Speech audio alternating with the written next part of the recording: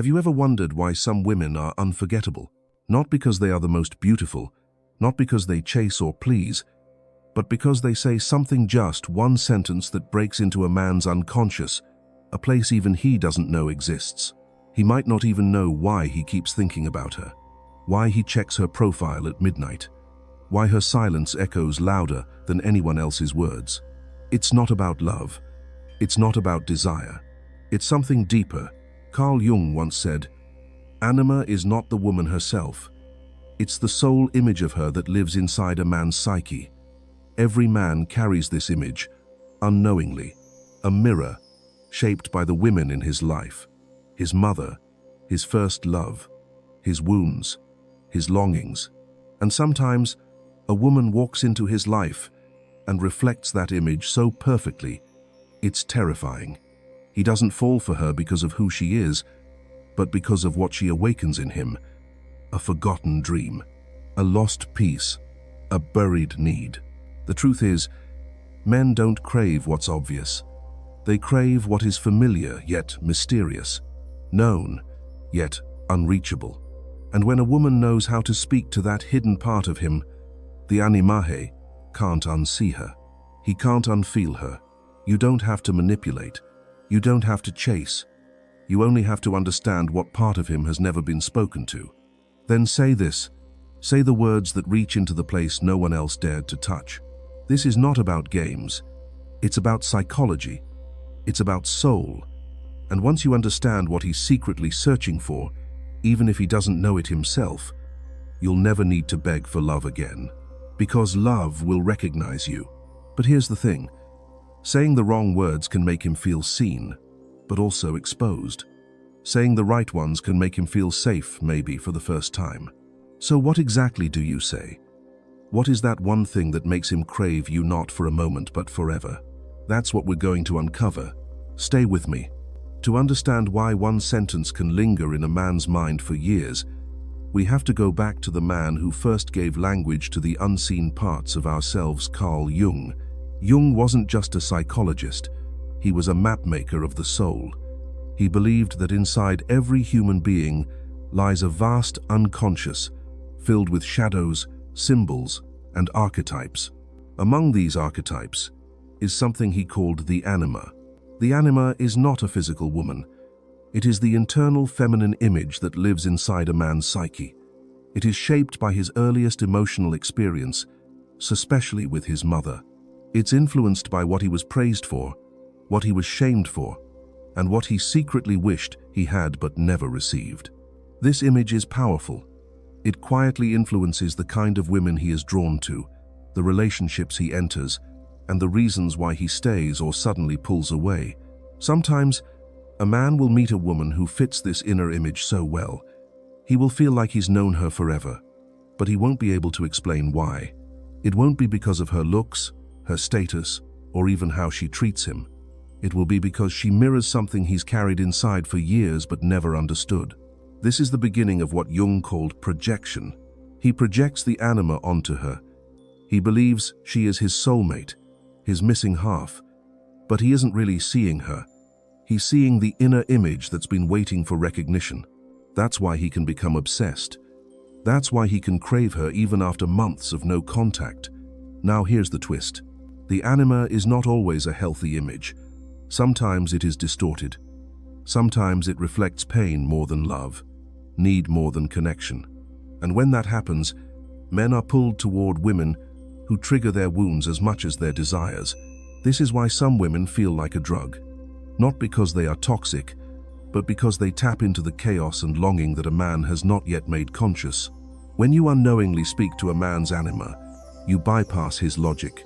You speak directly to his unconscious. You reach the part of him that is beyond words and reasons. And this creates a pull he doesn't understand, but cannot resist. So how does this work in real life? Let's say you meet a man who seems emotionally distant. He's charming but reserved. He doesn't open up easily. And yet, when you say something that touches on a part of his hidden world, something like, "You don't have to carry everything alone," he pauses. Not because he's surprised by your words, but because a part of him has been waiting years to hear them. This is not manipulation. This is resonance. You are not creating desire. You are revealing it. This is where true power begins. Not in how you look, not in how much you give, but in how deeply you understand the architecture of the soul. When you speak to a man's unconscious, you don't need to convince him. You don't need to beg him. He will feel something shift inside, something he cannot explain. And that feeling will bring him back to you, again and again. Because it is not just about being wanted, it is about being remembered. And the ones we remember most are the ones who spoke not to who we were pretending to be, but to who we truly are. Now that you understand the inner mechanics, the unseen psychology, we can begin to explore the conflict. Why men desire deeply, but fear just as deeply, and how the very thing that draws them in can also push them away. Let's go there. Most men don't even know it's happening. They meet someone. They feel drawn to her. Something about her seems familiar, almost magnetic. It's not her voice, not her body, not even her personality that captivates him. It's something else, something beneath the surface, something unspoken, and yet he feels it like a pull in his chest. But here's where the conflict begins. The same force that draws him in also terrifies him, because it's not just attraction, it's recognition. She reminds him of something he hasn't fully faced within himself. This is the paradox of the anima. When a woman mirrors a man's unconscious image, she becomes irresistible. But if she mirrors too clearly, he starts to feel exposed, vulnerable, unstable, like standing at the edge of a cliff and feeling both the urge to jump and the fear of falling. Many men are taught to suppress their emotions. They're told to be strong, logical, in control. So when a woman evokes a feeling he can't name or explain, it challenges the entire identity he's built. He starts to question who he is, what he wants, and why he feels so deeply. And instead of leaning in, he pulls away. Because to stay would mean to confront parts of himself he spent years avoiding. Let's go deeper. There are 3 layers inside most men that shape how they love, how they fear, and how they connect. The first is emotional deprivation. Whether he admits it or not, many men carry unmet emotional needs from childhood. A mother who was present but emotionally distant. A father who taught him strength but never modeled intimacy. These wounds live on as a quiet hunger. When a woman enters his life and unintentionally meets these unmet needs 7 briefly, he feels a rush, not just of emotion but of completion. He starts to crave her presence like oxygen. But when the high fades, so does his clarity. He doesn't understand why he suddenly needs her so much. And that need begins to scare him. The second layer is projection. As Jung explained, we don't fall in love with people. We fall in love with what they represent. So the man projects his inner anima onto the woman, believing she is the key to his happiness, his healing, his wholeness. But she isn't. She's a mirror, and mirrors can only reflect what already exists inside. When reality begins to clash with projection, when the woman acts outside the image he has created, he feels betrayed. Not because she did something wrong, but because she broke the fantasy. And the fantasy was never about her. It was about him. The third layer is identity collapse. A man who has spent his life avoiding vulnerability now stands face to face with it, and vulnerability feels like weakness. So instead of embracing the connection, he sabotages it. He ghosts, he picks fights, he withdraws. Not because he doesn't care, but because caring too much makes him feel like he's losing control. He starts to fear being seen too clearly. Because if she sees him the real him, what if she doesn't stay? What if she realizes he's not as strong, not as confident, not as perfect as he pretends to be? So he hides. And the more he hides, the more he loses her. Not because she changed, but because he couldn't bear the intensity of being emotionally naked. Now here's where it gets even more complicated. Some women, without realizing it, respond to this fear by chasing. They try to reassure him. They overgive. They make themselves smaller, softer, more available, hoping that if they just love him enough, he will return. But this only confirms his unconscious belief that intimacy equals suffocation, So, the cycle continues.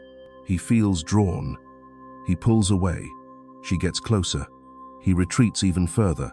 This is the heartbreak pattern so many women find themselves in, feeling deeply connected to someone who seems emotionally unavailable, but also intensely invested. The truth is, he is invested, but not in the way that's sustainable. He's invested in the fantasy, in the unconscious image, and until he becomes conscious of it, he will keep loving from a distance. So what can shift this? Awareness. The moment he becomes aware that what he's projecting is not the woman herself, but his internal anima, the dynamic changes. He stops needing her to complete him. He begins the work of completing himself. And in doing so, he creates space for real connection known, not based on fantasy, but on presence. But here's the beauty. A woman who understands this, who doesn't chase, doesn't beg, doesn't lose herself, becomes unforgettable, not because she fits his fantasy, but because she doesn't collapse into it. She becomes the mirror that reflects, not the mask that performs. She speaks to his unconscious, yes, but she doesn't become a prisoner to it. And in doing so, she invites him into something rare, something sacred, a relationship where both people are awake. This is the power of depth.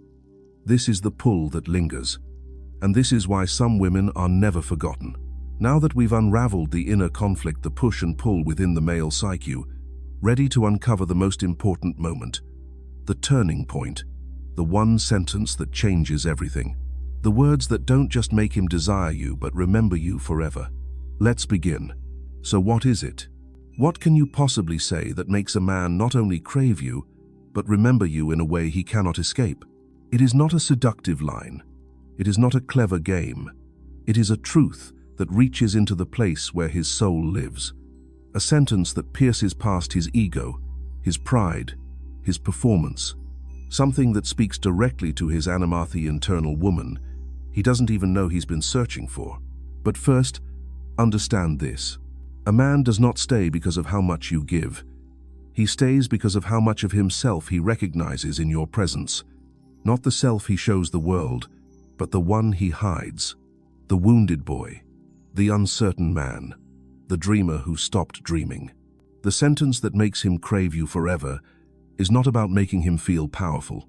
It is about making him feel seen. So here it is. I see the parts of you you try to hide. Pause for a moment. Let those words sink in. Not, I love you. Not, I need you. Not even, I want you.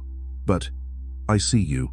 When a woman says this not as a line, not to impress, but because she truly senses the silent battle inside him, it creates a rupture. Not one that hurts, one that awakens. He suddenly feels exposed, but in a way that feels safe.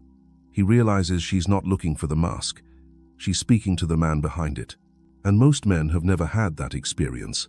They've had women admire their strength, desire their charm, respect their ambition, but rarely has someone noticed the part of them they have buried. The fear, the confusion, the quiet ache of never feeling fully known. When you say, I see the parts of you you try to hide, you give him something no one else has. Permission. Permission to be human, to be imperfect, to be whole. And if you can hold that moment not with judgment, not with pity, but with presence, you become unforgettable. Let's go deeper. There are variations of this sentence. Each one carries a different emotional tone, depending on the man, the moment, and the depth of connection. You might say, you don't have to be strong around me. This breaks the spell of performance. It tells him he's not loved for his armor, but for his essence, that even in his most vulnerable state, he is enough. Or, I don't just love the light in you. I respect your darkness. This one is especially powerful. Most people only want the best parts, the laughter, the kindness, the strength. But this tells him his pain, his flaws, his shadow wall have value, that nothing inside him is unworthy of love. Another sentence that shifts everything is, I'm not here to fix you. I just want to know you. Why is this so powerful? Because so many men are treated like projects, like puzzles to be solved. But this sentence removes the pressure. It says, I don't need you to be different. I want to meet you exactly as you are. These words do not manipulate. They liberate. They don't push him. They invite him. And when he feels invited instead of expected, he relaxes. He opens. He begins to associate your presence with something rare: emotional safety. That is the foundation of obsession. Not danger, not mystery, not seduction, but safety. When a man feels that he can exist fully in front of you without editing himself, his soul attaches, not out of need, but out of reverence. Let's bring in a story. There was a woman. She wasn't loud. She didn't dress to impress. She wasn't overly flirtatious. But every time she spoke, she seemed to see through people. One night, a man opened up to her about his past, his failures, his guilt. Instead of comforting him with cliches, she simply said, "That must have been heavy to carry alone." He froze. In that moment, something cracked inside him. Not because she solved anything, not because she gave advice, but because she named something that had never been named. He later said it was the first time he felt understood without being explained. That's the power of saying what no one else dares to say. You do not need 1,000 words. You only need the right one. But here's the caution. Do not say these things to get a reaction. Men feel that. They know when words are used like bait. Say them because they are true. Say them because you've done the inner work to see past your own projections. Say them because you're not afraid of who he really is, and because you're not afraid to be seen either. This is not a performance. It is a presence. And presence leaves a mark that time cannot erase. He will go home and think about what you said. He will hear your words in the quiet moments. He will remember how he felt when you looked at him not with expectation, but with recognition. And no matter how far he goes, how many people he meets, how much time passes, he will carry that moment. Because he wasn't just loved, he was seen. And that, more than anything, is what we crave. Now, you know the words, you know the why, but how do you become the kind of woman who can speak them with truth? Not from need, not from fear, but from a place of power. That is where we go next. Into the transformation, into the quiet strength that makes these words not just meaningful but unforgettable. Now that you know the power of words that speak to a man's unconscious, the question becomes, how do you become the kind of woman who can say them with truth, with clarity, and without fear? The answer is not found in tactics. It is not found in memorizing lines or playing roles. It begins with your own inner transformation, because you cannot speak to someone's unconscious unless you have first met your own. You see, the energy behind your words matters more than the words themselves. When you say, "I see you," but you haven't yet seen yourself, it won't land. It might sound poetic, but it won't feel real. The man may hear your voice, but he won't feel your truth. So the first step is to meet your own shadow. Carl Jung taught that the shadow is the part of ourselves we hide, suppress, or deny. The anger we're ashamed of, the fear we silence, the wounds we pretend don't matter. These hidden parts live in us. And until we make peace with them, we will keep attracting people and situations that force us to face them. When you have the courage to explore your own shadow, something beautiful happens. You stop needing others to validate you. You stop performing. You stop trying to be the perfect version of yourself because you realize perfection is a lie that keeps you disconnected. Instead, you begin to feel grounded, solid, whole. And from that place, you speak differently. You move differently. You listen more deeply. You don't interrupt. You don't rush to fill silence. You begin to sense things. The slight shift in someone's tone, the tension behind their smile, the unspoken story behind their eyes. This is presence. And presence is what makes a woman unforgettable. Now let's make this practical. There are 5 internal shifts that allow you to become this kind of woman. Not just once, but consistently. These shifts are not tricks. They are practices. And the more you live them, the more magnetic you become. First, self-containment. This means you know how to hold your own emotions. You don't spill them everywhere. expecting others to fix or hold them for you. You process them. You move through them. You allow yourself to feel deeply, but you don't use your feelings to control others. When a woman is self-contained, she radiates calm. And calm is attractive to a man who feels overwhelmed by his own emotional chaos. Second, non-attachment. This does not mean being cold or distant. It means you do not chase. You do not cling. You do not force outcomes. You stay connected to your truth, even if someone else pulls away. You know that love is not earned through effort or sacrifice. It is invited through authenticity. When you stop gripping so tightly, others feel free to come closer. Third, emotional mirroring. Instead of reacting, you reflect. When a man shows frustration, you don't take it personally. You become curious. When he shuts down, you don't panic. You observe. You learn to hold space without rushing to change the moment. This creates safety, and safety creates intimacy. Fourth, self-respect. You don't say yes when you mean no. You don't entertain connections that drain you. You don't dim your light to make others comfortable. You show up with boundaries, not walls. You teach others how to treat you by how you treat yourself. A woman who respects herself becomes a mirror for what is possible in others. Fifth, reverence for the masculine. This doesn't mean submission. It means recognizing the silent struggles men face, the pressures they carry, the emotional limitations they were taught. When you see the masculine not as a threat, but as a force in need of healing and balance, you speak to men differently. You stop competing. You start understanding.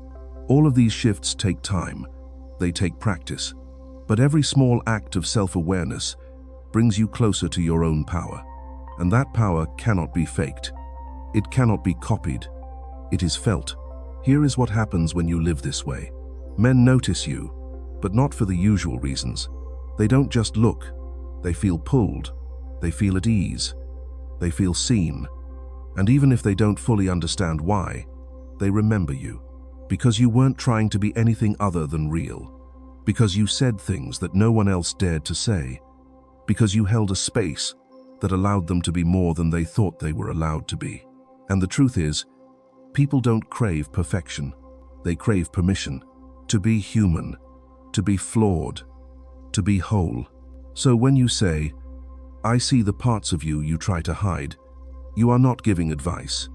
You are offering recognition. And recognition is the rarest form of love. You cannot force someone to stay, but you can become someone they never want to leave. Not because you filled a role, but because you showed them who they are and who they could be. That is your power. And now, as we near the final part of this journey, I want to leave you with a question. What would change in your life if you stopped chasing love and started becoming the kind of presence that love cannot resist? Let's finish this. Sometimes the most powerful thing you can do is stop trying to be remembered and start trying to be real. Because the truth is, we don't remember people for how perfect they were. We remember them for how they made us feel, for the way they looked at us when no one else was paying attention, for the words they said when the world went quiet. And when a woman speaks not to the ego, but to the soul, she becomes unforgettable. Not loud, not dramatic. Unforgettable, because she touches a part of us we didn't know was still alive. Maybe this is the moment you realize you don't need to change yourself to be desired. You only need to return to yourself. The self that listens before speaking. The self that sees beyond performance. The self that knows her own worth, not because someone gave it to her, but because she remembered it. This isn't about learning how to make someone stay. It's about becoming someone who doesn't need to chase. Because when you live from truth, when you speak from presence, when you embody depth, you create an echo, and echoes last. He may not always know why you stay on his mind. He may not be able to explain why your absence feels louder than anyone else's presence, but he will feel it, again and again, because you didn't just touch his heart, you touched his unconscious, and once that happens, there is no forgetting. So ask yourself this: who are you when you stop performing? Who are you when you stop trying to be chosen? Who are you when you speak not to be loved, but to be true. Because that woman, the one who speaks from wholeness, from clarity, from stillness, that woman is the one he craves, not for a moment, not for a chapter, but for a lifetime. And maybe, just maybe, the one sentence he can never forget is the one you finally said to yourself. I see you. I'm not afraid of you. I love you. Start there and watch everything change. If this message reached you, really reached you, then maybe it's time to stop trying to explain your worth and start standing in it. Share this with someone who needs to remember who they are. And if this spoke to a part of you that hasn't had words until now, you already know what to do next. Because the ones who are meant to find this always do.